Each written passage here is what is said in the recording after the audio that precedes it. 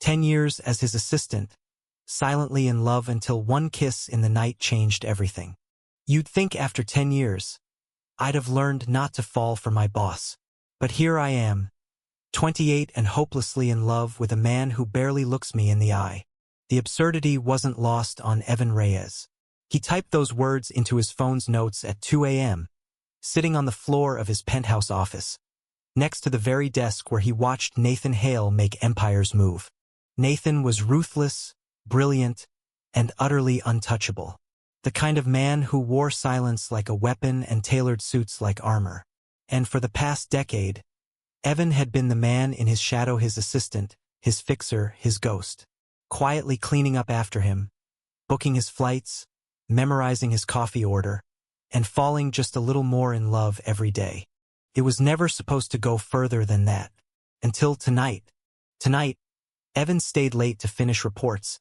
The office empty but for the soft hum of city lights and the gentle buzz of jazz filtering from his Bluetooth speaker. He didn't expect Nathan to return. Not when he left hours ago without so much as a glance. But the elevator dinged at 11:47 p.m.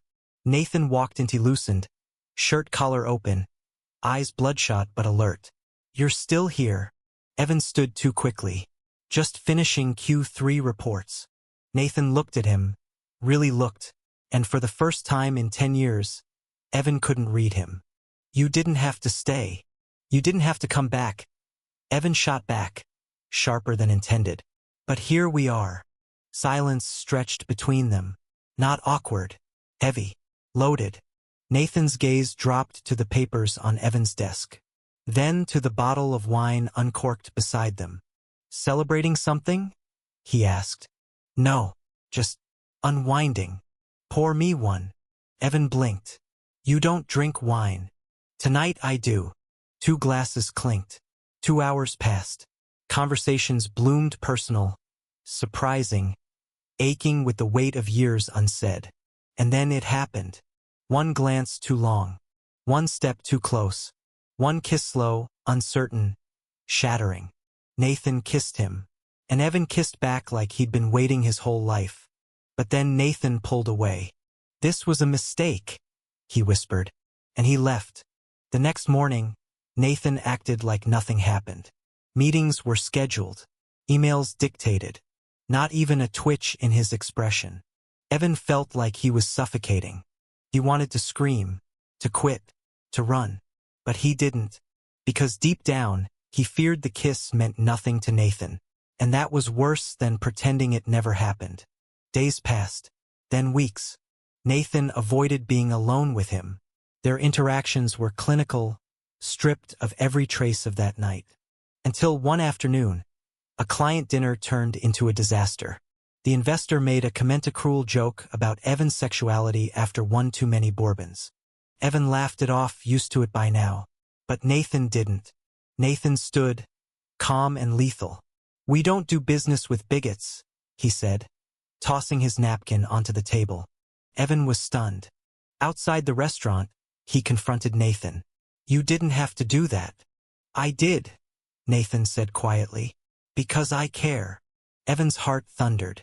"Then why are you pretending that night didn't happen?" Nathan looked away, jaw tight. "Because if I acknowledge it, I can't go back to pretending I don't feel anything for you." "You feel something?" Nathan didn't answer, but his silence spoke louder than any yes. Evan didn't sleep that night.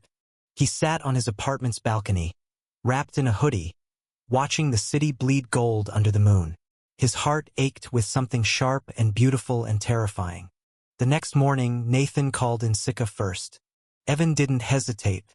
He took a cab straight to Nathan's brownstone. No assistant badge. No schedule. Just him. Nathan opened the door looking human sweatpants, unshaven, tired. Evan stepped inside without asking. "Tell me you don't feel it, and I'll leave." Nathan said nothing. Instead, he reached for Evan and kissed him. Not like before. This time, it wasn't hesitation, it was surrender. They kissed like they were rewriting the rules. Like years of restraint had finally snapped. Like love had nowhere else to go but forward. When they pulled apart, Nathan rested his forehead against Evan's. I've spent so long trying not to need anyone. You don't need me, Evan said softly. But maybe you want me. And that's enough. Nathan smiled small, broken but real.